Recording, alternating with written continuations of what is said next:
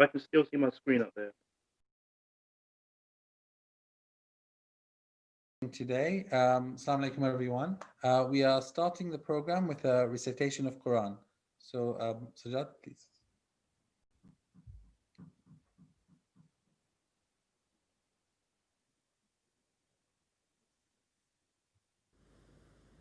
أعوذ بالله من الشيطان الرجيم.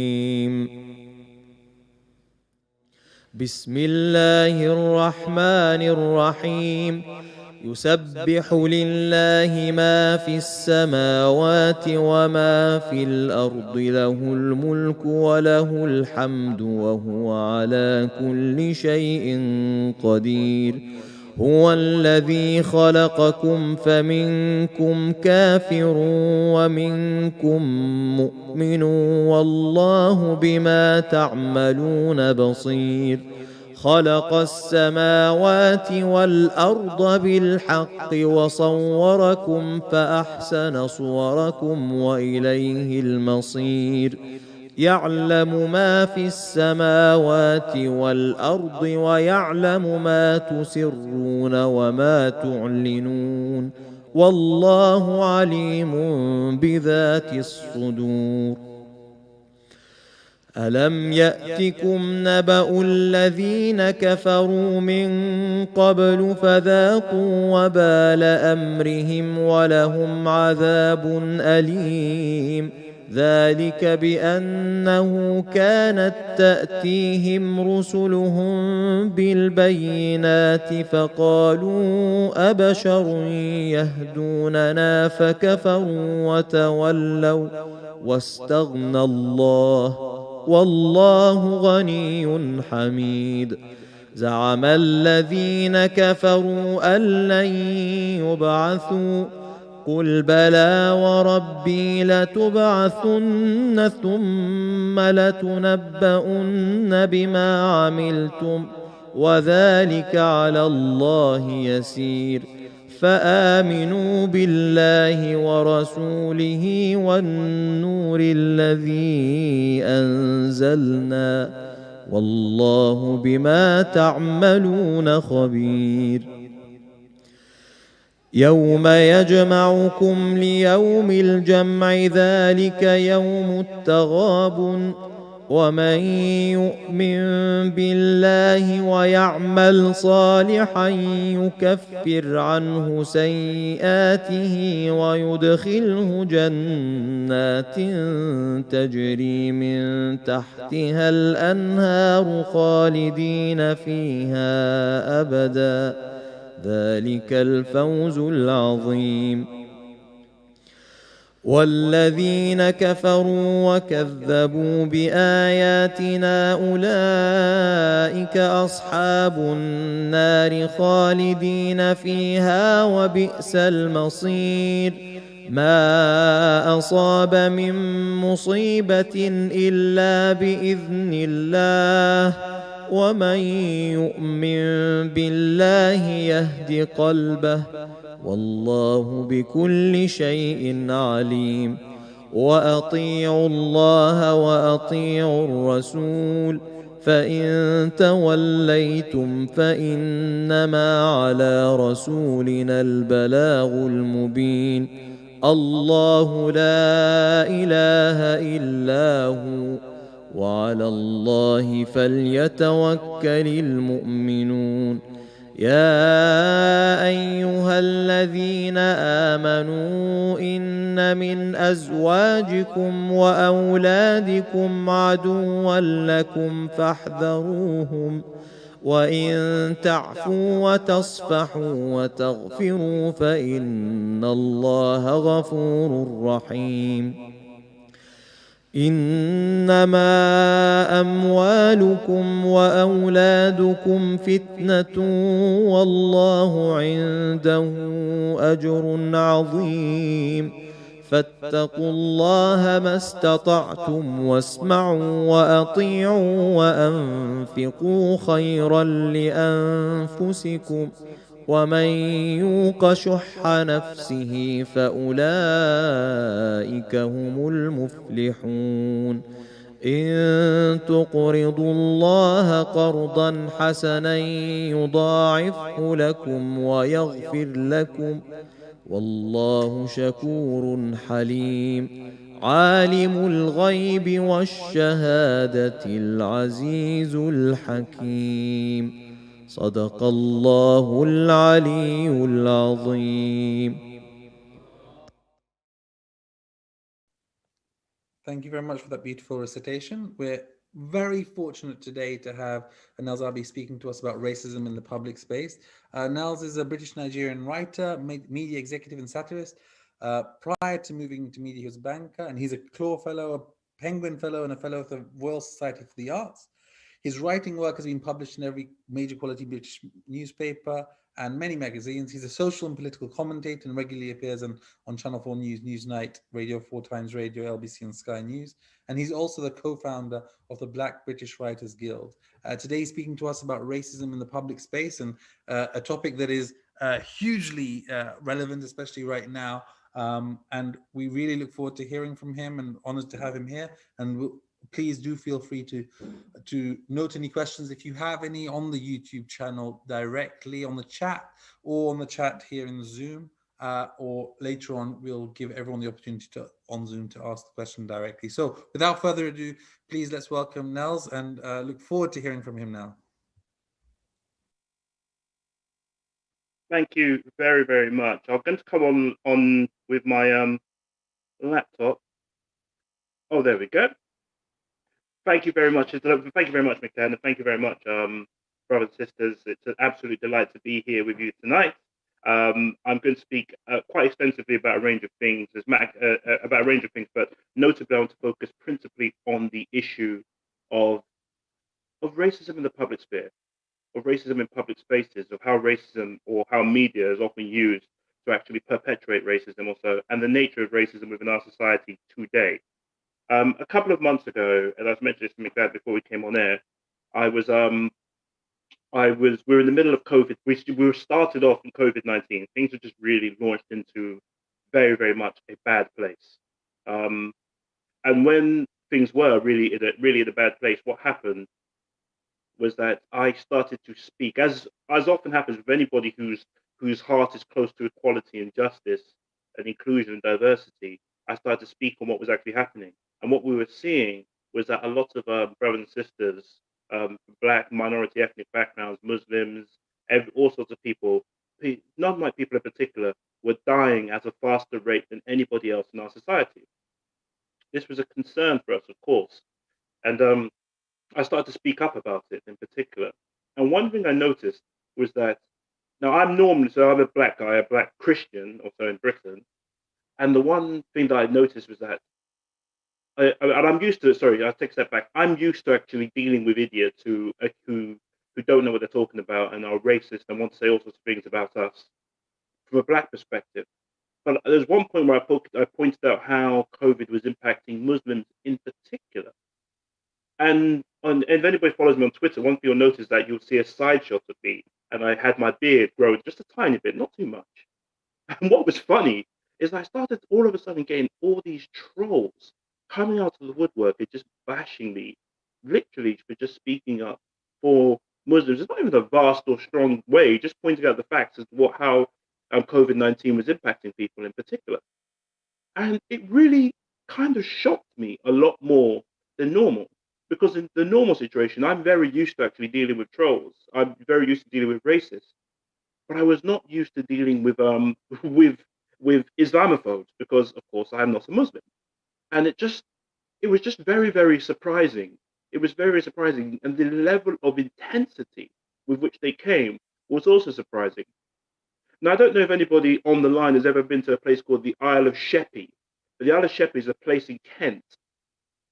And I always use it as a joke whenever I tell this story about the trolling I received, is that to me, it was like driving through the Isle of Sheppey. So when you go to the Isle of Sheppey, it's this fairly run-down part in Kent. The joke is often that Kent is the garden of the UK, is the garden of Britain, and if that is to be believed, then the Isle of Sheppey is the compost mountain at the back that no one wants to go to.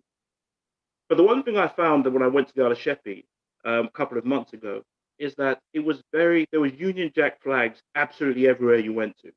And Union Jack and St. George's flags absolutely everywhere. And there was also signposts to the local prison. And I quickly realized that the local prison was one of the major commercial hubs or the major sources of commerce in the area. And when I was going through just driving through Yellow Sheppey, it reminded me what I was going through when I actually had the discussion about COVID-19 and how it was impacting different various groups, but particularly Muslims and Black and minority ethnic people. Because every last Twitter page that was actually trolling me, all of them had loads of Union Jacks on the top. And it's just a very, very funny experience, just how we go from, I beg your pardon, just how we as people sometimes experience one thing, but then we experience a different thing altogether by virtue of the fact by just stumbling into the conversation. So by this, I say all this to say that I have a significant degree of empathy for people who live with and experience and go through Islamophobia on a day-to-day basis. You really do have my heart, and you really do have my salute and courage. Now, today I'm going to do something a little bit different, perhaps what you would normally get from anybody who comes to speak to you. But the norm is I'm speaking, due to the nature of what I do, I'm a writer and I'm a media executive. So, and before I was a media executive, I was a banker for over 10 years. And so I normally go and speak in corporations. And the norm of what I actually do is that I try and make corporations uncomfortable and then very comfortable about speaking about race. And I do it in as funny way as possible. I try and leverage humor in order to make very, very strong, solid points. And I do it in a way that the first thing I try and do is make people uncomfortable, as I pointed out, and then we get comfortable after that. So I'm going to I think what we're going to, I'm not going to make you uncomfortable tonight. I'm going to try and make you as very comfortable and enjoy the session as possible. So the first thing I'm going to do, give you a very, very quick presentation on a couple of things. And I don't know if I've got the if I can share my screen here. Give me a second. Sorry all. Just give me a moment. I thought I had this ready. There we go. I'm going to share my screen here, and we're going to just quickly prepare for a game. So we're going to prepare for a game collectively. Just going to quickly enlarge this. So I want this to be as interactive a session as possible. Can you still hear me? Yeah, you can. So I want this to be as interactive a session as possible. And in order to do so, I want everybody to understand what it's like. Normally, I would be speaking to a room full of white people, so it becomes they have no clue what this feeling is like. But given I'm speaking to a Muslim audience, I suspect you have the understanding what this experience is like, but a little bit more intense. So this is my book. It's called Think Like a White Man, and it's a satire on being a black person in the corporate world. And it's now out. This is an old slide, so it's out in paperback now. But the key thing I wanted to do tonight, that's my hashtag. You don't really need to use that if you don't want to. But I want people to understand or try and recognize what it's like being an ethnic minority or a black person or a Muslim person in the corporate world. And I wrote about the experiences of being an ethnic minority in the corporate world because I often find that it's the best place to actually point out about the experience of being a fish out of water in Britain as you could be, because the corporate world is probably the whitest place and the most white middle class place that anybody could want to inhabit. And many of us do have to inhabit them because that's where we can go to flourish in our careers or so and try and do well for ourselves. So the game I'm going to play is this. I'm just going to point out something to you. I'm going to point out something called a scale. And it's called the Miss Daisy scale. And I need everyone to pay very good attention. So before we go any further, just to give a bit of explanation, the Miss Daisy scale is a measure of the ability of a black professional or anyone else who faces any form of societal disadvantage to tolerate everything thrown at them within a given organization in a given time frame without excessively whooping or kissing somebody's behind. We use a little bit flagrant language here and there, but I want everybody to know that everybody stands somewhere on the Miss Daisy scale. Everybody, it's a spectrum, and everybody, particularly ethnic minorities, so this is what the scale looks like to begin with when it's empty, and we're going to fill it up together. So on one side, we have what's known as the driving Miss Daisy mindset. So the driving Miss Daisy mindset, the characteristics of the mindset is that you're a bit of a bootlicker. You're always smiling, flawlessly docile, extremely high, you have extreme high tolerance for racism. And the reason why you probably harbor all these characteristics is because you've got 513 mortgage payments left. On the other side of the Miss Daisy scale, we have what's known as and this is all comical, the drive-by Miss Daisy mindset.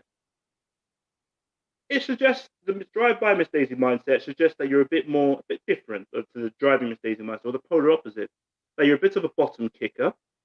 You're never smiling, super assertive.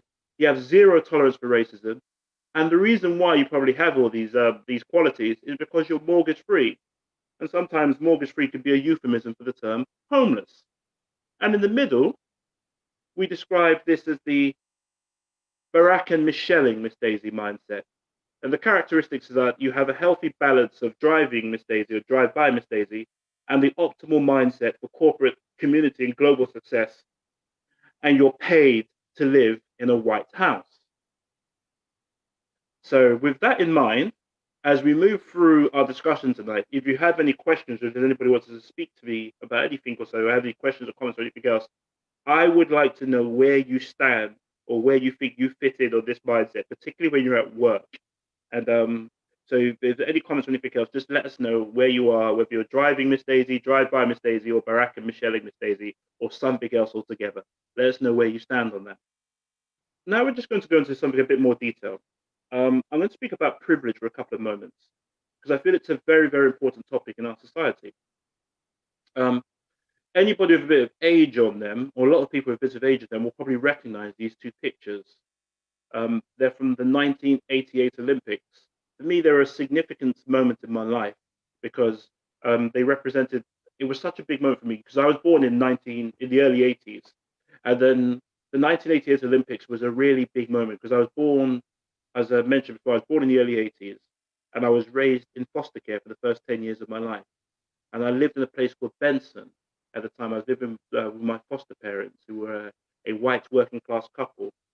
And the early 80s, and from the 60s to about the 80s, from the 60s to about the 90s, and it still goes on to a certain degree today, new Nigerian, West African immigrants in particular would sometimes foster their children out to white working class people.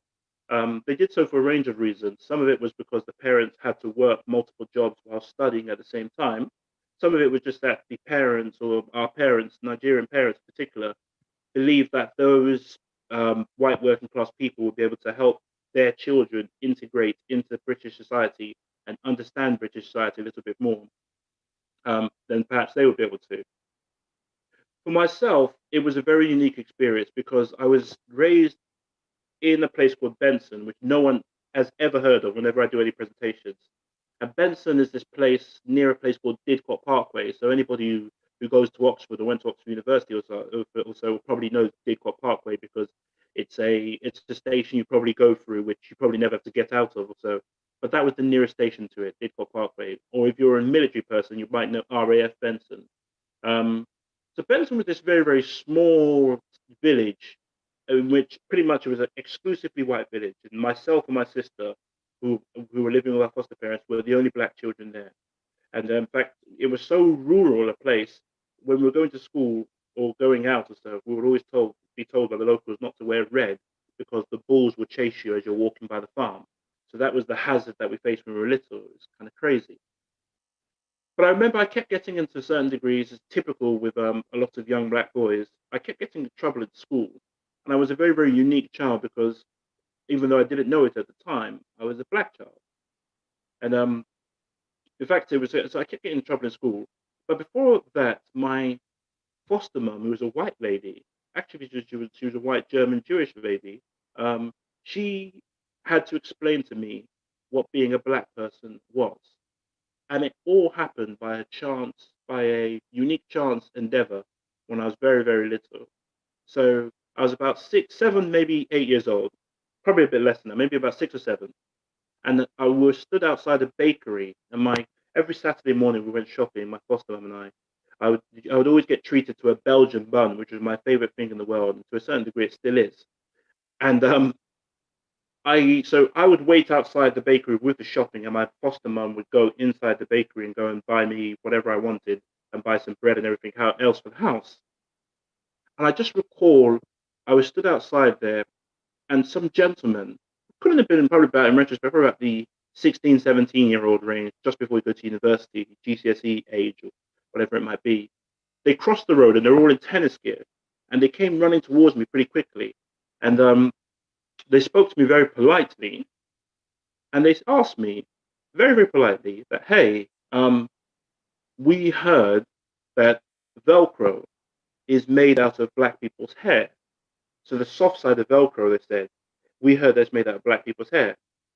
And they said to me, hey, if we paid you 10p, can we test to see if your hair attaches to Velcro? And I didn't know two things. I didn't know what Velcro was, and I didn't know what black people were at that time. That's how blank my mind was. And I agreed, because I knew that, look, 10p, I could buy myself another Belgian bun. And I thought to myself, okay, if they'll give me 10p, I was, yeah, you can try attach them into my hair. And they gathered around me, and I remember you could almost feel the anticipation from them. And when they bought I think it was the tennis racket bag or so, or whatever it was, they tried to see if it attached to my hair. And when it didn't, you could feel the almost disappointment oozing out of them. It was a funny and unique, crazy experience in retrospect. And probably if somebody did it to my daughter today, they would probably get their face slapped. But in those days, for me, it was just, I felt like I disappointed them. They paid me the money, and I was quite happy that was the first money I ever earned, using myself as an experiment to see if people knew, like, could see if Velcro is made of black people's hair or not. But seeing them walking away disappointed in retrospect, what really disappointed me, because I just, when you're young, you want to please grown-ups, you want to appeal to them. So I remember later on that evening, I was speaking to my foster mum, and I asked her that question: what are black people? What's Velcro?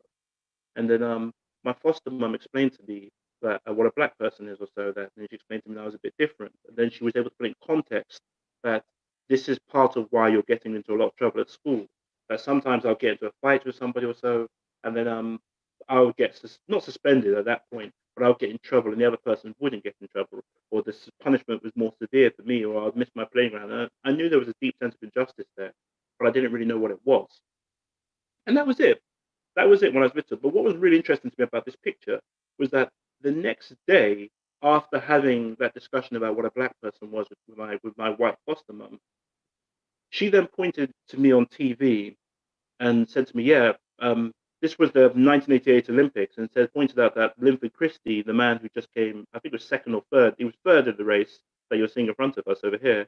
He said, yeah, he's like you, that all these men are like you, that they are black men or so. You can see how fast and brilliant and everything else they are. And it really was like a big esteem booster for me. It was like one of those moments that just made me feel like, yeah, okay, that I might be different, but I'm great. There's something in me or so that makes me great or better. And from there, I really applied myself or so. And it made me think about the representations. I used to start off to speak about two things: one, privilege, and two, representations of people in media.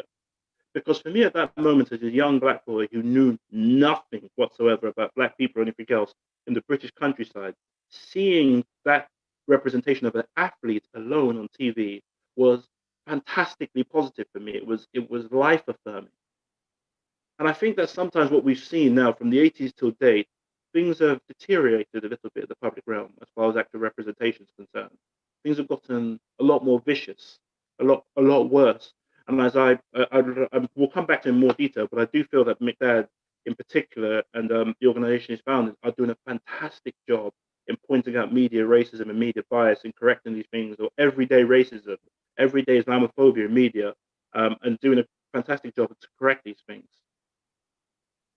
But one thing I just wanted to point out for us or so this evening was that these two pictures that you're seeing in front here are not as innocent as you might think, because not only did they just reflect the fact that that yes, it showed me that there was some sort of innate brilliance, or fits me as some sort of innate brilliance in myself as a young black person, but it also did another thing that, to anybody who's got a bit of age on them, will probably recognize that the three black men on the right-hand side, one's called the man on the left-hand side, on the right-hand side picture, the man on the far left of the picture on the right-hand side is a man called Carl Lewis.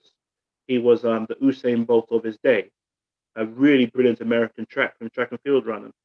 And then on the right-hand side, there's a man called Linford Christie, a Great Britain, truly a Great Britain. He was a man who helped me before I understood the historical connotations or anything else. I was truly proud of the Union Jack when I was very, very little, thanks to him. And then the man in the middle is a unique, enigmatic figure now called Ben Jonson. Now, Ben Jonson was of course a drugs cheat.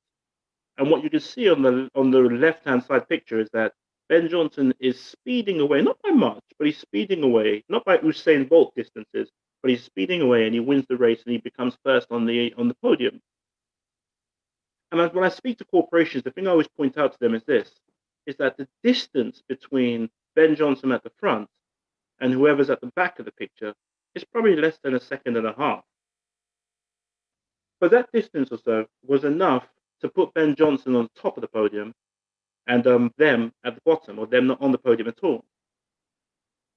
And I often try and use this as a reflection of privilege in our society and how privilege works. That privilege doesn't actually mean, it just simply doesn't actually mean that you're going to win the race or so, or you're going to win, make it to the top or anything else. But what it means is that, like a steroid, it does its bit to help. Because all Ben Jonson was actually trying to get in this picture here was a certain degree of unearned privilege. And I just feel as if that I always have to stress this to organizations or to people I'm speaking to that, that's privilege is just simply a special or unearned right, advantage, or immunity granted or available only to a particular person or group. And white privilege is a similar thing. It's just privilege that's exclusively granted to white people or the dominant segments of our society. So I felt that the key thing that we were dealing with here is that as far as the privilege element is concerned, is just that, and trying to establish that as a fact, or trying to establish that as a key point in our society right now. What's funny is that actual statement I just said to you about white privilege, as I understand it right now, if I was speaking to a group of school students or so, I'll probably be in trouble with the law because apparently it's actually not legal, according to our equalities minister, Kemi Badenoch. But we're going to come back to that in a bit more detail. One thing I often take away from this picture or so is that when I was very, very little, what I had or so as representation for myself or privilege, or the privilege of actually seeing myself on TV, was often athletes or people who were working with their bodies as opposed to working with their bodies to actually make a living, whether it's footballers or athletes. And that's still the dominant picture of Black people in media till this very day. To this very day, it's not the total picture, but it's still the dominant one. And I think that's actually helped perpetuate certain things that we see in our society. I think in order to actually understand the opposite of privilege, I'm going to touch a little bit on underprivilege. Now, a lot of this will probably be self-evident to this audience here, to everybody on this table, to everybody in this room. But I just feel that often, in order to recognize and understand where we are as a society and how bad things have actually gotten to a certain degree, or how far we still have to go, I often feel the need to point this out to any audience I'm speaking to. So case in point, and I normally use the US and the UK because they're very similar societies and both of them actually help define conversations across the entire world. But the key points I'd make about privilege, when you look at the US, for example, now where it says Asian, so we're looking at life expectancy in the US. Asian people have the longest life expectancies in the United States. Now, Asian from the United States perspective does not mean people from the Indian subcontinent, India, Pakistan, Bangladesh. Actually means people from the Far East, China, Japan, Philippines, etc. So it's a fairly different picture. They didn't actually put people from the Indian subcontinent in their actual stats as when I looked at them last. But looking more at certain things, for example, in the UK, 6% of black school leavers attended a Russell Group university compared to 11% of white school leavers.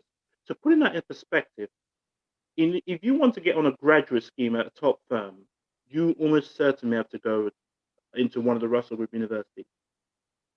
And for black people in Britain, only 6% of the 3% of society. That means that is assuming that 3% actually all finish school. Only 6% of the 3% of society or so go to end up going to school to one of the best universities in the land, one of the top 30 universities in the land. If I give you another example to illustrate it, there are more black men, for example, in the single worst rated university in the country than there are black men in the top 30 universities altogether. In the United States of America, 8% of black students attend an Ivy League or other highly selective college or university. The United States of America incarcerates black people at a rate of 6 times higher than South Africa at the height of apartheid. That's an alarming fact. But here's what's even scarier. England and Wales locks up a higher proportion of its black population than even the United States of America. Before COVID-19, before COVID-19 landed on our shores, 35.7% of ethnic minorities lived in poverty, compared to just 17.2% of white people in our society. Racial discrimination. So this is another thing I always point out. So the first thing that whenever we speak on racial disparities, for example, one thing that often happens is that people quickly point out that, well, things are worse or things are better in America, or things are different than it is in America. And I have to point out, actually, in certain degrees, things are actually quite similar. So racial discrimination lawsuits are only successful 15% of the time in federal US courts. In the United Kingdom, they're only successful 16% of the time. It goes on. Sadly, of all people, that South Asians in Britain are most likely to die of COVID-19, then simply due to their occupations and deprivation. On average, even when you look at actual pay disparity, for example, on average, for every £1 a white British employee earns, it's quite an interesting fact, a Bangladeshi Brit earns 79 pence, a Pakistani Brit earns 84 pence, a Black Briton earns 90 pence, a mixed race Briton earns £1.05p, an Indian Brit earns £1.12 pence, and a Chinese British person earns £1.32 pence. It's quite a disparity. And I think a lot of it's quite disparity in terms of actually how these things actually work. But a lot of it has to do with, it boils down to a certain degree to stereotypes and how certain people are perceived also within society, and what people can get away with paying those certain people due to their background, so on and so forth. On average, non-white British people with GCSEs are paid 11% less than their white counterparts, the deficit rising 23% for university graduates. I just look at the various median wealth for various different ethnic groups in the United States. This is the average single, as in non-married black woman in America, is worth $200, whereas the average single non-married white woman is worth $15,640. The average single non-married black man in the United States of America is worth $300, whereas the median wealth of a single white man in America is near just shy of $30,000. So I mean, you can look at huge disparities in actual wealth. Median US households are vastly different. Actually, as it actually happens, Asian people, which again for the US refers to people from the Far East as opposed to people from the Indian subcontinent, which I'm probably using colonial terms there. For the Asian people, it's about 85,000.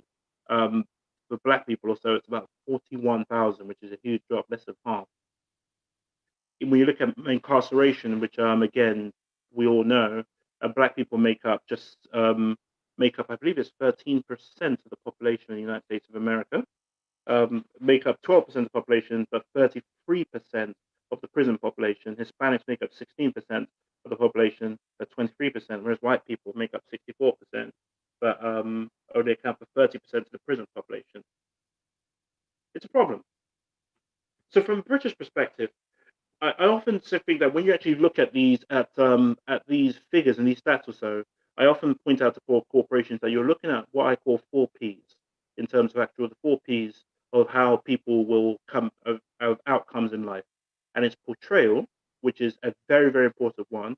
So portrayal, which touches back on our key theme tonight, which is racism in the public sphere. Portrayal, privilege, political power, and of course economic power, or pound sterling, as I like to call it. So political power, privilege, portrayal, and pound sterling, the four P's. And those four things or so, in my view, have a huge way of actually compounding disadvantage and compounding misery for certain people. So the better portrayed you are in society or so, the more likely, in my experience, the more likely you're actually to find your way better in the up the economic scale. So if the average human being is consistently seeing a vicious image of a certain minority ethnic group or so in Britain, it will have an impact. It will have an economic impact. It will have a life expectancy impact. It will have an outcome impact for those people or so in terms of the occupations they can potentially do. So I think that with what McDad and everybody else is doing also, particularly on a day-to-day basis, and I must point out, it's not an easy thing. It's a thankless task or so for people to go out there in the world every single day and point out, as McDad does brilliantly, surgically, dare I even say, where he's able to point out that what you've actually done over here with this actual imagery is Islamophobic, and it reads in and bleeds into the average person's mind and soul, breeds resentment, limits opportunities, limits life outcomes for Muslim people, and so on and so forth. So I don't think it's I think it should be not. I'm sure it's appreciated by everybody in this in the audience here, but I think it just has to be recognized the value it's adding to all of our lives on a day-to-day basis, and the example it's providing. I think we should look at how the British government is responding to these things, to where we are right now. And I think we just have to be, and this is probably the more controversial of the slides you'll probably see over here, but this is where we are. As I just pointed out, the term being underprivileged is not a guarantee of failure or losing, but it helps. Every day is like a battle, and we overcome. So we keep pressing on. But here's what's happening right now: that there's clearly significant racial bias issues in our society. That's having somebody just screamed in my neighbors. I don't know if that's a sporting event or so, but there's clearly significant issues in our society, and we are, I believe, in a fairly dark place in terms of how our government's recognizing these things and dealing with them. So I'm going to put 6 pictures up that I think speaks to this issue. Brothers and sisters, this feels to me right now that our government is almost trolling us to a certain degree, but treating us in a way that is just to reflect that there's a lack of seriousness about the issues we face. So on the first slide that we've got, the first picture we have over here is a lady called Minura Mirza. I don't want to get personal, so, but I just think that what we're recognizing here is that these appointments that you're seeing in each of these actual things is not by accident, because what we're finding is that the government is placing ethnic disadvantage or ethnic disadvantage or Islamophobia or anti-racism or anything, anti-Islamophobia or anti-racism or so, in the hands of people who harbor disdain towards ethnic minorities, towards Muslims, towards Black people, and so on and so forth, and sometimes or appear to harbor that disdain to them. I should probably say, just to keep it correct. And I do worry about this. It's something that really does keep me up at night. So take, for example, Boris Johnson appointed a fairly hard right lady to look into institutional racism within our society, or to set up the Commission for Institutional Racism in our society. The problem was that Munira doesn't believe that institutional racism exists.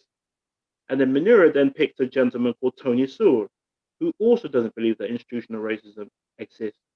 And then also too, when COVID-19 was killing Muslims at a very, very high rate, the government picked a man who was currently suspended from the Labour Party for Islamophobia to lead, although they claim back after, in retrospect, that they didn't pick him to lead, but they picked a man who was suspended for Islamophobia to have some degree of high-profile involvement, to call it that, in the COVID BAME death disparity review, which was heartbreaking.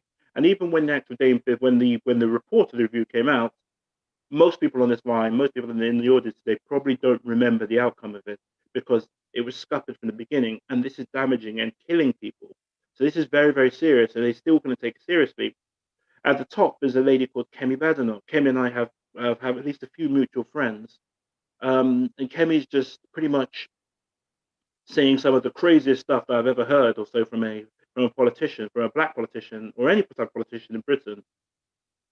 And to the point where last week, myself and a group I co-founded called the Black Writers Guild, we had to issue a condemnation of some of Kemi's words about some of our writers in particular, or were inferred to be about some of our writers, about how writers who write anti-racist texts, her allegation was that these very people are segregationists. They're people who want a separate society within Britain, which is clearly not the case. The Tory mayoral candidate, the man from my neck of the woods when I was growing up, in West London, he actually shared a flat with my sister at one point, and that ended in infamy. Sean Bailey, again, Islamophobic baggage, very, very significant Islamophobic baggage, and amongst many other bits and bobs within our society. And then tomorrow we went to bed last night to the horrendous news that David Goodhart, there's no two ways about it, a man who's clearly Islamophobic and clearly has racist tendencies or so, was appointed to the commission for the Equality and Human Rights Commission, which essentially renders it a joke. I think we're in a very, very dangerous place as far as racism is concerned, both in the public realm, but as far as media is concerned, and of course, as far as actual government or polite society is concerned right now. That racism and Islamophobia, anti-Semitism also, these things are gaining it's almost like they're rewinding the clock on the delegitimizing of these actual ideas and bringing it back into the mainstream. And it's something I worry about on a day-to-day basis because it's bad for all of us. It's bad for our children in particular. The more emboldened these characters are, the worse it gets. The more serious it gets, the more problematic it becomes for our society too. So today, and what was very, very worrisome for me even more, was David Goodhart's appointment was not met with shock or horror or anything else. It was met with, okay, well, that's that. That it just was almost treated as if it was just normal, as if this was not a person with significant baggage. And I just felt that that was something that we had to be very, very aware of as far as racism in the public realm is concerned, that there are very, very significant problems. And I think it's for at least 5 of these characters who you're seeing on the screen, I don't think it's a coincidence that they are from minority ethnic backgrounds.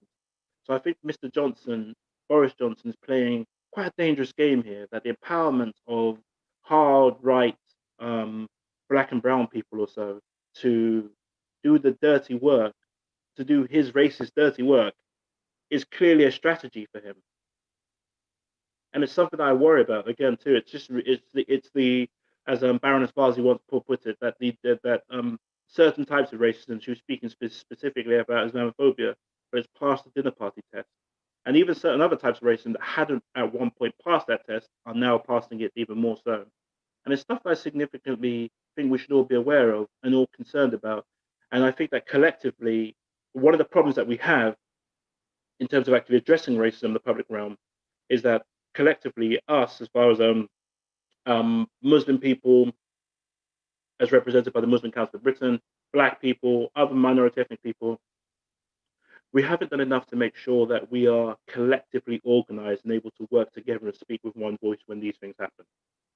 And I think that's something that we need to work on and work towards and find out the best way for us to organize ourselves, whether it's an umbrella organization where we can collectively speak and make it clear that this, because sometimes when we all divide into various splinters, it has its purpose sometimes, but sometimes it's appropriate for us to speak with one voice, one tongue in order to get things addressed. So when we see, for example, the elevation of serious racists, like Charles Moore, for example, who was suggested as to become the chair of the BBC, when that was suggested, it did dawn on me right there and then that it would have been better if we had one single voice, cutting across Muslim society, Sikh society, Christians, all of us lot, BAME people collectively, if we still want to use that term, where we could find a way to collectively have an organization that's ready, resourced, and able to respond on our behalf, collectively and swiftly. Because as it stands right now, the forces of racism in our society are better organized than the forces of anti-racism, of anti-Islamophobia, of any form of racism in our society, and that's something that I'm very, very concerned about, because I feel that they are just doing a very good job of getting people out there to flood and dominate the conversation to the point where people with goodwill are starting to think that these are legitimate voices, these are the legitimate and serious voices within our community, in which they're not. And I'll end this by just looking at this one slide, and I'll end this by just saying one thing, and it's something that I've met with a character that in my next book that I'm writing about. It's one of his mottos, and he just points out always persistently that no ethnic minority ever went broke telling racist people what they want to hear. And I think Boris Johnson has realized that, hey, he can find people who say exactly what he wants to hear and do exactly what he wants them to do.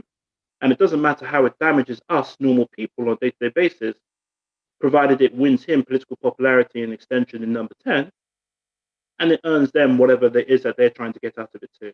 And on that note, I don't know how well and unwell I've done, but I'm open to questions, comments, and conversation. Thank you. Thank you so much, Nels, for your talk and for the presentation that you've given. It's obviously a really important topic and one that impacts all of us. If anyone has a question on the Zoom chat, please feel free to put your hand up or write it within the chat. And if you're on YouTube, please feel free to ask the question on the chat there. So the first question that's come through is about David Goodhart. Do you think that the EHRC can be a credible organization if someone who seems to be anti equalities ends up being on as a commissioner? Or do you think that because there are a number of commissioners, one person doesn't really make that much of a difference? I don't think so. Here's where it is. The answer is, so I think we have to take a step back first in order to answer that question. The EHRC has been sadly devalued by this appointment today, because the EHRC should be sorting out racism issues in our society. It should be independent, it should be strong. Labour has just come through a very, very significant review, an almost landmark review, that one of the major political, the first time one of the major political parties has been found largely culpable for institutional racism, in this instance, institutional anti-Semitism in the party. That's serious. We cannot ignore that. We cannot ignore that. It would be wrong to do so also. But the problem we have is that in responding to that, Labour didn't actually acknowledge the nature. Excuse me, sorry, I've been sneezing all day, so I'm having to wipe my nose to make sure I don't sneeze. And actually, it's not corona or anybody. It's just sneezing. But yeah, so Labour, in responding to that very, very serious situation, Labour kind of spoke itself into a corner where it had to bolster the credibility and to unjustly bolster the credibility and independence of the EHRC to a degree that was not credible, or not to a degree that it flies in the face of credibility in light of today's appointment. So in appointing a person who doesn't believe in racial inequality, who in my objective perspective, as condemned by his own words, and condemned by his own children, harbors a large degree of racial hostility. By that degree, I feel that it's a disaster for the EHRC that this appointment has happened today, because it can't be seen as a credible organization. That it is wild that in the year 2020 that there was no black commissioner on the EHRC's board until yesterday, and the gentleman who was appointed, the black commissioner who was appointed for a single year with the specific remit of looking at medical situations because he's a doctor, which to a certain degree suggests that he's been excluded from everything else, but just look at the medical side of things. But what we need is somebody's going to look at racial stuff also. I don't believe there's a Muslim person on the actual, I don't believe there's a Muslim person, the Muslim commissioner. McDad, please feel free to correct me or agree with me on that one too. So it's a problem. It's a problematic situation. So do I feel that you can put a racist on the board of an anti-racist body and for it to be deemed credible? The answer is no, I just don't. And I feel bad because right now is that that we do need, we do need the EHRC to be credible. It's very, very important that it's credible, because where there is racism somewhere, we should be able to take their word as gold-plated truth, that this is a fact. But when David Goodhart's around the table or so, a man widely considered a card-carrying racist, even by his own children, it just scuppers any credibility of it. But a problem as far as the Labour Party is concerned, the Labour Party should be out swinging on this situation today. But because they've spoken themselves into a corner for good reason, because Labour Party did appear to have a serious issue with controlling the anti-Semitism problem in their party, and also I should point out, it's heartbreaking to see again that the HRC is not really addressing clearly Islamophobic tendencies and proof and evidence of clear Islamophobia in the Conservative Party, or investigating it. It leaves them sadly asking questions. And what I'm saying here, in light of everything that's happened in Labour, this is a very, very controversial statement for me to say, because the line I should be taking, or the politically safe line I should be taking here, is one of, yep, the EHRC is credible or so, but in light of today's situation, I cannot not know that there are significant credibility issues here. I'm afraid I just cannot know that you can't appoint a racist to the commission and then think that, okay, people who are victims of racism, people who have to live under the yoke of racism and Islamophobia, to just say, well, hell, that's that. It's a credible organization. I'm not a politician. It doesn't work. It doesn't work like that. So speaking my honest truth, I don't think the EHRC can be credible with David Goodhart around the table. I think it had credibility issues from the start, with Trevor Phillips and everything else being the original chairman of it. It always had issues, but this makes it even worse. Thank you very much. Another question which is coming on the chat. Why do you think racism exists? What do you think is driving it? Do you think it's, people do get offended by it? And obviously it's nothing to do with how they actually look. What's driving the racism that we face? It's a very good question, actually. I think that there's it's such a complex question. In the beginning, it was commerce, because in the beginning, when you look at the beginning of actual racism as it is today, structured with the division of human beings into various races or so, and the pseudosciences that went with it. If you actually, the funny thing about it, when I always speak to people about Black history, I often say that Black history cannot be told authentically, because it's probably the most atrocious history you can think of, because some of the sciences that were created around race, around the concept of race, and it's pseudoscience. It is absolute pseudoscience. But the sciences that were created around it, if I give you one example, in the olden days, there was an officially recognized science, officially recognized at the time as scientists, which is now recognized as pseudoscience, a disease called drapetomania. Look it up, Draptomani, drapetomania. And it was a disease that was diagnosed in Black people, in enslaved Africans in the Americas.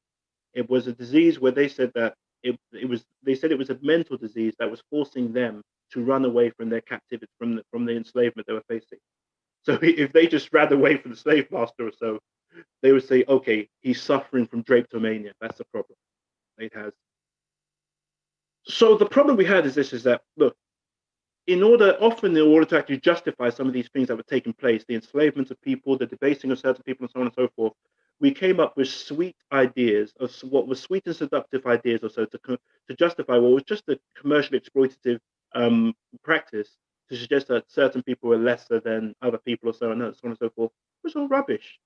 But it just grew out of hand significantly, because frankly, because at the time when Black people were starting to be enslaved or so, around the mid 1500s by the Portuguese and then so on and so forth, then the British came on board and industrialized it and created what was a truly gigantic trade. Because when you think of it, to snatch human beings from the coast of West Africa and then take them to Britain, take them to the Americas, whether it's the Caribbean or so, and North America or so, and pop in the millions or so, which would be a massive operation today, to take people by the millions from, say, Africa to North America, and then take the money you used to sell those people or so, the profits of those people, back to Britain, and then use that to industrialize Britain. That's an extreme crime, extreme situation. So the basis of racism, the actual root of racism, was commerce, was commercial activity, was brutal, with the enslavement of people or so and so on, and the excuses and pseudosciences used to actually build it from there. Then then to colonialism, which is the same justification. These are lesser people. These people are lesser than you, lesser than us, or so, and so on and so forth. And when you then look at it, when that's told from father to son, daughter, so on and so forth, and passed down from generation to generation to generation, it becomes not just conspiratorial, which is what not just conspiratorial or even just scientific. It becomes cultural. It becomes a cultural belief that this is just the way of life, the way things are. And it's a sad reality, but it's what we as people have inherited from those who came before us. And now we have this situation in which racism is so, because some people do benefit from racism. That if I'm writing, there was some guys writing about last night, that if you take racism away from the story of the West or so, it's a very different society. If you take away the actual benefits and the fruits of the enslavement and colonization and debasing of all sorts of other people, it's a very different society altogether.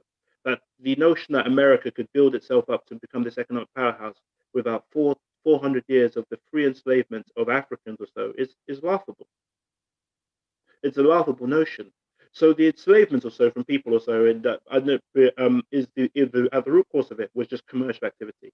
From then, it just became pseudosciences and pseudo beliefs and all sorts of other bits, all sorts of other nonsense. And then white supremacy, this belief that white people were inherently some sort of master or superior race to everybody else. It was all nonsense, but it was nonsense that captured the whole because of the fact that it benefited people to believe that, and it was also too comforting to their souls too in the crimes they had committed, and then but yeah, so in the crimes they committed and the commercial and the profits they'd actually exploited out of people. So I think that the question that I could probably give an entire lecture on this, the roots of racism, why it still perpetuates to this very day, but it's deep. If I just give you one more thing. Think of everybody on this line right now, and think of the great things you've all done in your lives, and the contributions you've given to British society, and the contributions you've given to societies back home, and everything else, and everything you contributed, also, and the enlightenment you brought to the table, and everything else, also. Even when you think of Muslims, for example, or when you think of Islam and the Enlightenment for Islam being with things like algebra or so, and with things like algebra and mathematical enhancements and all sorts of other bits and bobs and advancements in medicine, or even when you look at the COVID-19, vaccine, I believe it was actually a Muslim Turk who was one of the people who actually developed it, so amongst other things, who alongside his German wife. These are things that are uncontestable that we bring a lot to the table. And still, even then, people see that us coming to Britain or something else like this, or us adding something to that no one can see the value or the potential or how this has made Britain great or so, to the point where every single day it's become the selling point of certain newspapers to point out that, hey, that ethnic minorities or immigrants or so are troublemakers, or they bring nothing to the society, or so on and so forth, or you're better without them. It's just racism. It's white supremacy. Because when I look at those people in the boats, for example, some of them speak perfectly good English. Yesterday, I saw one of the most horrific images where a woman was crying on the boats in the Mediterranean, which capsized. Her 6-month baby had gone missing in the water. Baby went over. The baby eventually died. I thought to myself, if only we could convince people to see not just a immigration burden or something else like that as they see them right now, but to see a potential asset benefit to this society, how different the world could be. And then also to try and help those people to become all they could potentially be. Who knows what they could bring to the society or so. And even if they can't bring anything or so, who knows what's going to happen from there. Everybody's story serves a purpose. And we have to recognize that. But sadly, we don't. So often what we see is color, or we see a kind of different colored passport or something else. And it's a sad situation. It's a sad burden that we all live with on a day-to-day basis, but it is what it is. Thank you very much. Another question has come through on my WhatsApp. How would you compare, this is an interesting question, how would you compare the severity of anti-Semitism with racism against BAME communities? I think so it's a threshold situation so the severity is probably not the best question. So anti-Semitism in Europe, for example, has played so I was raised by a Jewish lady. So I was raised by a Jewish lady, and everything I know about racism from a very young age, she taught it. And that was my foster mom, and I'm eternally grateful to her for the rest of my life. She's passed away now. She passed away in 1994. So here's where the issue is. The severity or so is probably a bit of a distraction. I used to live in Stamford Hill, and I used to see certain things happen sometimes or so. People would do horrible stuff. People come into the area and do horrible stuff to the Hasidics, amongst other things. So anti-Semitism is real. There's no doubt about it. Anti-black racism, Islamophobia or so, these are very, very real concepts. But the difference that I see is not the severity, but it's the threshold for it to be taken seriously in our society. So in our society, for instance, I hate to compare struggles because we should all work together. Muslims, Christians, Jewish people, collectively, everybody should come together and oppose these things. And we do. We do a good job of doing it for the most part. But I think we could do better. But the key thing is that the threshold for anti-Semitism to be taken seriously in British society today is a lot lower than it is for anti-black racism or Islamophobic racism or Islamophobia to be taken seriously. So if I give you, for example, I was encouraged by the fact that there was zero tolerance. There was zero tolerance towards anti-Semitism in, say, the Labour Party right now, and there's clearly an EHRC review into it and everything else. So, and the book was thrown at it. But when it comes to Islamophobia on the other side or so, on the Conservative Party, no such thing. So the threshold or so of, and I think it may, to a certain degree, it could, because look, I have no doubt whatsoever there's anti-Semitism in the Conservative Party too. I have no doubt about it whatsoever. I think I'm pretty confident it's probably more serious in the Conservative Party. If you go back and listen to certain people, some statements that some people have been caught saying on tape about Jewish people has been horrendous. But the key thing here is that just by nature, I think it could be to a range of things, the atrocities that were carried out in Europe, amongst other things. So the nature of the atrocity to the role Britain played in actually overcoming the atrocity. So the Holocaust, for example, Britain was liberated. When it comes to anti-black racism, for example, of course, in slavery, Britain eventually helped actually bring the slave trade to a halt. But for the most part, Britain was a very, very active participant. There's this old joke that an American writer said that British historians often pretend as if the British got involved in slavery only to end it. That no, Britain played a significant role in the exploitation of black people and the debasing of them till this very day. But it did play a role in actually helping liberate it, in helping actually bring it to an end. That must be acknowledged. Although the Haitians were the first people to actually really bring it to an end. So here's where we are with things or so that, yeah, so I think that's the answer I'll probably give, that the threshold for anti-Semitism to be taken seriously is a lot lower. It doesn't take much for people to take anti-Semitism seriously. For anti-black racism to be taken seriously or Islamophobia to be taken seriously, it often takes a lot. So for example, for us to get a serious outpouring of concern, it takes things like a Windrush situation. It took things like a Windrush situation or so, which was serious. People died in Windrush or so. But even then, the EHRC did not throw the caliber of resources at the Windrush review, the initial Windrush review they did. I know they're doing an investigation I understand they're doing an investigation into the Home Office right now, but they didn't throw those caliber of resources at, say, what happened with Windrush, which is serious racism. People being thrown out of their own country, people dying, all sorts of bits and bobs. So the biggest racist incident I've probably seen in my lifetime in British history. But it wasn't taken as seriously as what was going on in the Labour Party with racism, which nobody died. To the best of my knowledge, nobody was hurt. But with Windrush, by comparison, people did die. People were hurt. People lost everything. And to this day, those people haven't been compensated. Many of those people haven't been compensated. Same thing as Islamophobia in the Conservative Party. So I think the one thing we shouldn't do is actually try and actually pitch each other against each other. That's very important. But one thing that we should do also is try and recognize that the threshold for taking these things seriously, there's a huge variance there or so. That is almost like a degree in which certain types of racism, there's almost like a grade of racism. I take this racism very, very seriously, whereas this one, okay, yeah, this is not too bad. This one, it's not a serious situation whatsoever. That a human life and the feelings of human beings, the mental health of all of us are all equally important to all of us, and we should take it very, very seriously. So it shouldn't have to take a death, a beating up, a kicking or so for anybody's racism, for any racism anybody takes, that anybody faces in our society to be taken seriously. we should take racism seriously wherever it may be. That goes for anti-Semitism, Islamophobia, or any other form of racism whatsoever. Thank you very much. We have a few more questions, but I think we're running out of time. So I'll take the last question from Gazanfar directly. If you'd like to ask it directly, if you unmute yourself, please. Gazanfar, you're still on mute. So if you could unmute yourself. Yeah. Good evening. Assalamu alaikum, Nel. It was very informative talk and brief. Just looking forward, what do you think about this? Any progress after Black Lives Matters? And because there's 32 boroughs in London, Yep. and I hardly see any chief executive from ethnic minority, or let alone any directors or senior managers. So, I mean, I would like to have your comments going forward. Is there any hope? And my second question are your comments on the media.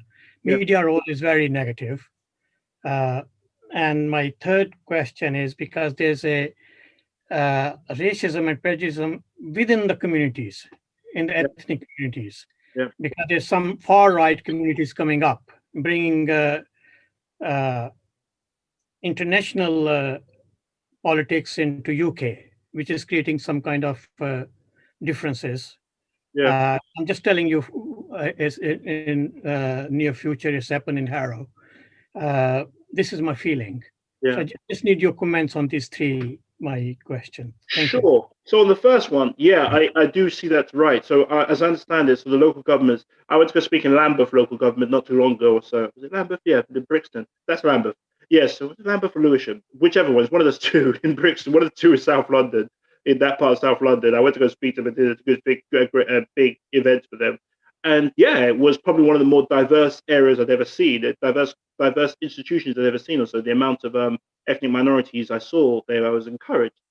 And then they explained to me that none of them were in senior positions. And when I saw the senior leadership team also, it quickly became clear that this is just what we see everywhere else. That this is always the case, that you'll see ethnic minorities perpetually stuck to the bottom if you're not careful. And then at the top, it gets very, very white, and very, very male, very, very quickly. So why do I think that is? I think you're staring down the barrel of good old school racism also. That when I was working as a banker, for example, I used to see it that it was quite fascinating to watch that sometimes you would see a younger, very, very young, a white middle-class person, young white middle-class person come in. And even from day one, they were being paid more money than people who've been in the business for 5, 10, 15 years. There was a lady who was much older than me. I used to call her aunt. And when I found how much she was getting paid, black lady, when I found out how much she was getting paid, I quickly realized that, look, this guy who's been in the business 2 years or so is being paid significantly more than you. But the problem with it is that the bargaining chip that you actually have, the ability to actually negotiate a better deal for yourself as a black person or a Muslim person, particularly Muslim women, I must point out too, also, right, was very, very limited. But for those guys, it was just like, well, if you don't want me, so I can go to any organization. That's pretty much it. So the class element also with the ethnicity element is really, truly impacting us in a very, very big way, in a very, very big, hugely disdainful way. So if you take, for example, what's actually happening, even when you look at politicians, for example, like Rishi Sunak, who's doing very, very well for himself. Rishi Sunak does not have the class element to himself also. Rishi Sunak's a very wealthy man, a very comfortable man. As I understand, he's probably the richest man in Westminster. He's done very, very well for himself. He's a very sensible guy. And the thing I admire about him is that he doesn't play the racism game. He's not doing what Kemi Badenoch and Sean Bailey and Minura and all these people are doing. He's just being a serious guy. And I think that's a good thing. But the key thing we have here is that I do see it a lot, that when it comes to in councils or in any company, that the thing you always notice that once you get to the top or so, barely any diversity whatsoever. And why is it? It boils back down to the same old racism, to a certain degree unconscious bias. To another area, it boils down to people higher within their own social circles. At senior level, when you get to a particular level, a very senior level, the norm is people just think, okay, I need somebody to do this job for me. I need somebody I know and somebody I can trust. They just go to that person they work with for the last 20, 15 years and get that person on board. And that's pretty much it. So it just creates a cycle in which eventually you just quickly end up with an all-white board. in terms of like racism in media or so, yeah, I think we've spoken about it extensively tonight. It's a significant problem. It's a significant challenge. McDad is doing is doing an exemplary job. I think he's actually doing a groundbreaking job in terms of how it's actually working. It's an example unto me. It's an example unto me and how these things should be done with forensics, forensically analyzing things and being very, very careful and ignoring the trolls too at the same time. So I see McDad get trolled by by people who are card carrying white supremacists sometimes. Very, very vicious characters. I won't say their names, but for some of them, I see them on a day-to-day basis or so. And when I say white supremacists in this regard, I don't just mean white people who are racist. I mean sometimes we're seeing a situation in which there are many black and brown people who are becoming racist too, which against ourselves. And which brings me to the third question about racism within the communities. Yeah, we're seeing it. There is racism. When we say racism within the community, you mean like black people and brown people having racism towards each other, or do you mean racism coming in from abroad or so? Sorry, you're on mute. Yeah. Yes, this is what it's coming from abroad. Some right-wing elements bringing their own politics. Yeah. In this country. I mean, I'm going to be very blunt. Like in India, there's a right-wing government, Yeah. Mr. Modi, and his supporters are bringing the same kind of right-wing ideology in UK. So, like, I heard about damaging the relation between Asian community and other communities. I did. So I heard about what happened in the Gujarats, for example, about in the Gujarats and the oppression of Muslims when Mr. Modi was, I believe, was governor there. But he's now gone on to lead the country. I am familiar with that, and I do know. When I was, if I give you an example, when I was at university, I went to a very mixed university in Surrey, and it was very, very interesting. I didn't know much about tensions within, say, in the Asian community, Indians and Pakistanis, up until one day I went to my student union, and India was playing Pakistan in cricket, and all hell broke loose, where people were throwing bottles at each other and everything else, and I had to crawl out of there running away, and I didn't know what the issue was, and it wasn't until then one of my friends who was on the student union, who was actually a Sikh brother, he sat down and explained it to me from a Sikh perspective what was going on. Then I had to speak to other people like in the Muslim society or so, and I understood. I got a better education. At that point, I was a 19-year-old. I didn't really understand much of a difference or so whatsoever. It was then broken down to me that Sikhism is its own faith, Hindus is its own faith, Islam or so. Then because if you're there coming from my sort of background or so, you didn't really know these things up until when you're educated upon them.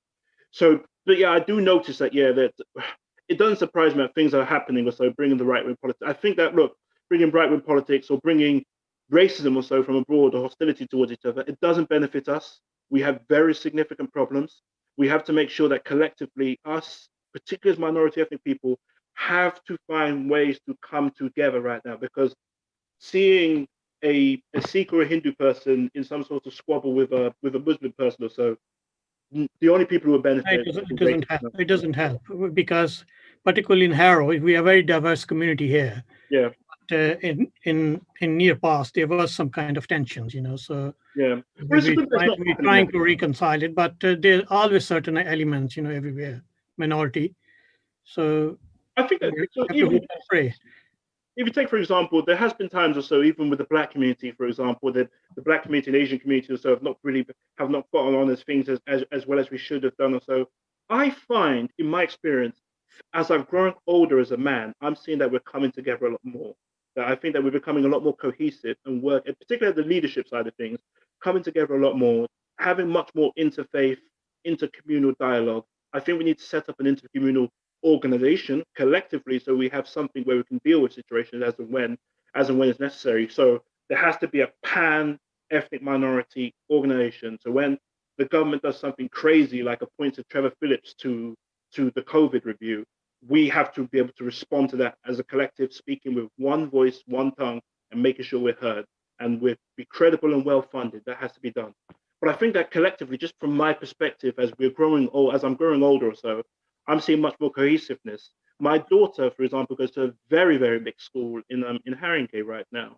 And it's beautiful to see how everybody collectively gets on, but not just how they get on, but how they're eager to learn more about each other's cultures and backgrounds. And my daughter comes home and teaches me things about Islam that she assumes I probably wouldn't know about, but I can see the eagerness in her face to tell me that she knows and understands these sorts of things.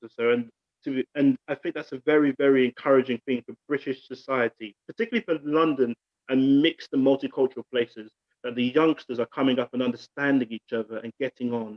And I think it bodes well for the future, where there is people bringing politics, bringing politics or disdain from back home or anything else. It has to be addressed, and we have to find a way to eradicate it out of all of us. We don't have time for it. It doesn't benefit us in the slightest bit. Thank you, Nel. Thank you, Uncle. Okay, thank you.